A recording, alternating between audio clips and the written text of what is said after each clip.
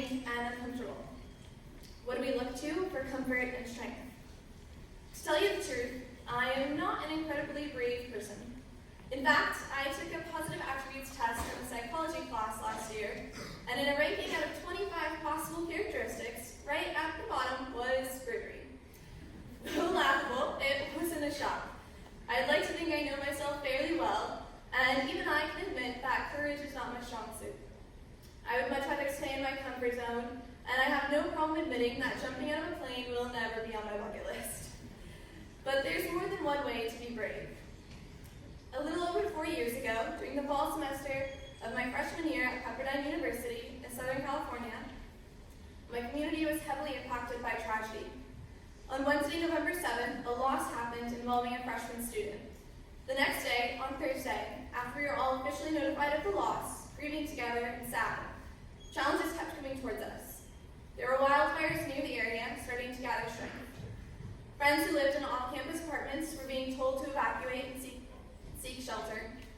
Friends who lived in the dorms alongside me were told that we should pack a go-bag. The situation felt very real, scary, and threatening very quickly. Shocked by the loss that we were already feeling, I was in denial of the new reality we were about to face. As the heat refused to die down and winds picked up, I stubbornly did not pack any kind of bag. Although bravery isn't my strength, my mother would like to say that stubbornness is, and potentially its shine in this situation. A go-back meant that I might not have a dorm to come back to. I would have to choose the few meaningful items designated to survive, and I wasn't ready to accept that reality yet. Unfortunately, my own denial would not quench the fires. By early the next morning, they had grown to a point where we became in greater danger. Around 6 a.m. on Friday, November 9th, my dorm mates and I got woken up by emergency calls and RAs knocking on the doors to tell us that we needed to shelter in place in the cafeteria. Although this may sound odd, this unfortunately was not the first wildfire of this magnitude that my college has faced, and many aspects of the architecture and the groundwork were created with them in mind.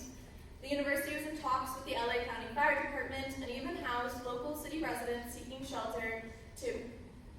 The only problem was that my parents were suggesting that I just get in the car and start driving home on a highway that was quickly beginning to look more like a parking lot.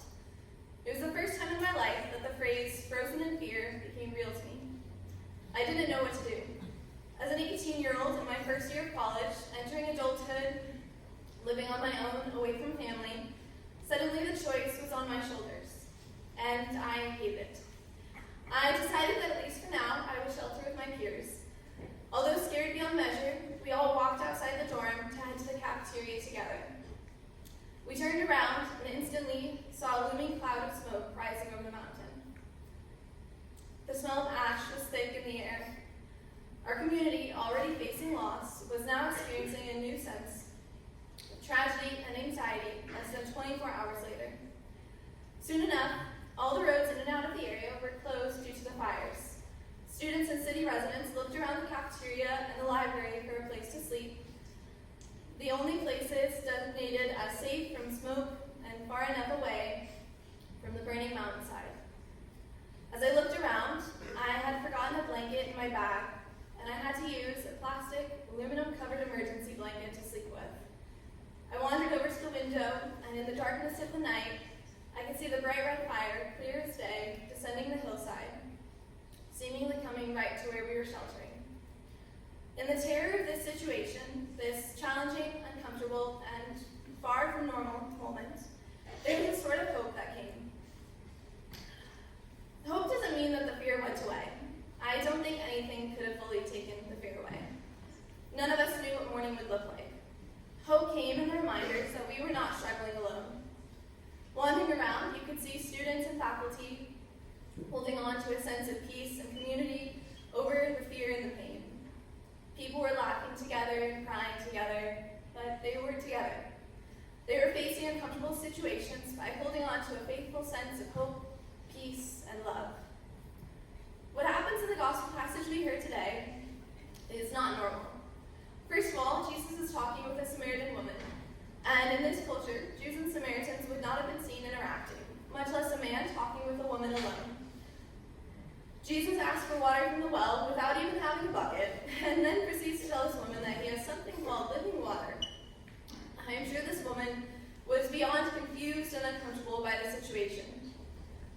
she came to the well at noon in the desert, the warmest time of the day, suggests that she wanted to be alone, since others would have likely come earlier or later in the day. But even that is not the abnormal part of the passage I want to point out. The idea that there is some source of living, unending water is odd, honestly. In times of difficulty, we often look toward sources of comfort that are only satisfactory for a moment, like scrolling through TikTok.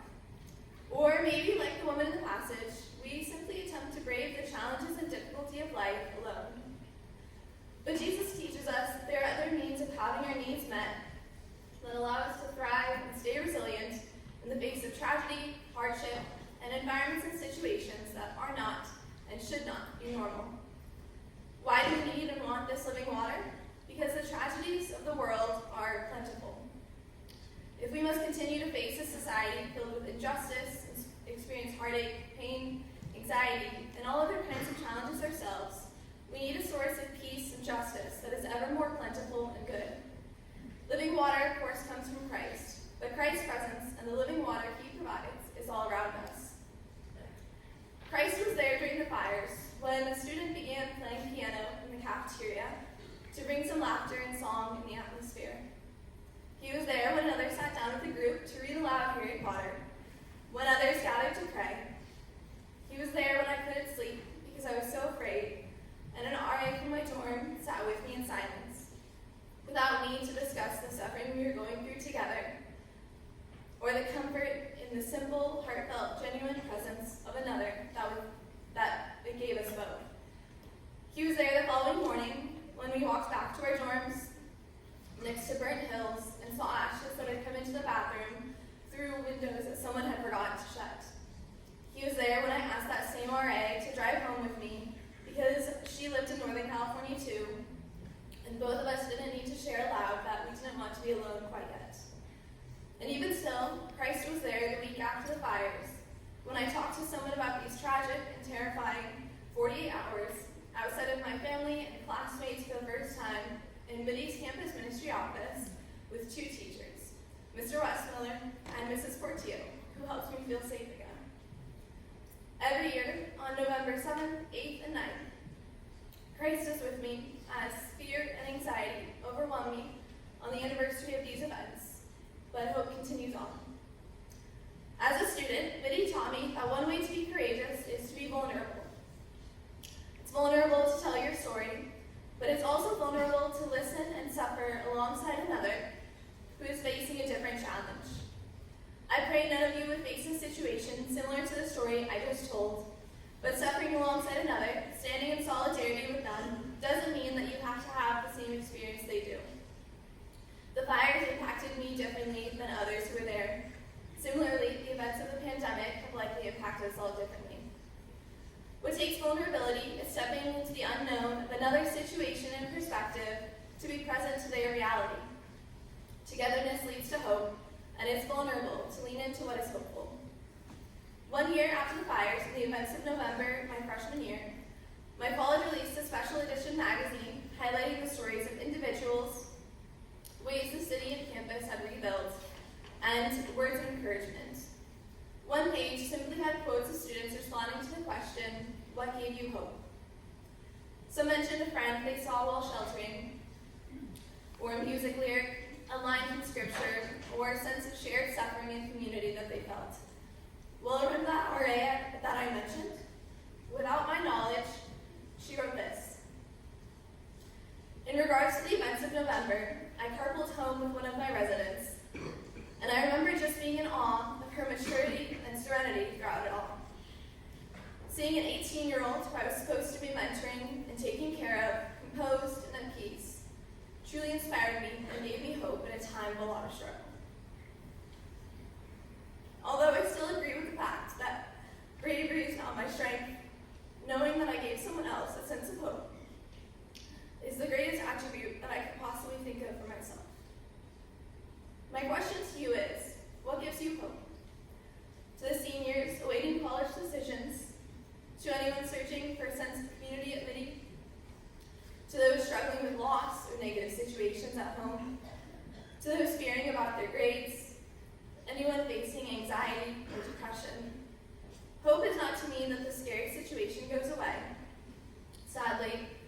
make that happen for you. Hope does mean, though, that you don't have to face this situation alone.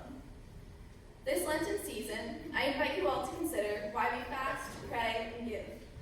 Perhaps be reminded of the importance of solidarity, to experience life alongside others as they do, to face suffering alongside another, both for yourself and for those whose realities you don't know yet. My prayer for you is to brave into a new normal, experience the discomforts of a different perspective, and to do so afraid, because fear doesn't make us weak. It allows us to be a part of the common struggle of being human, and to take in the strengthening and peace-giving living water. Thank you.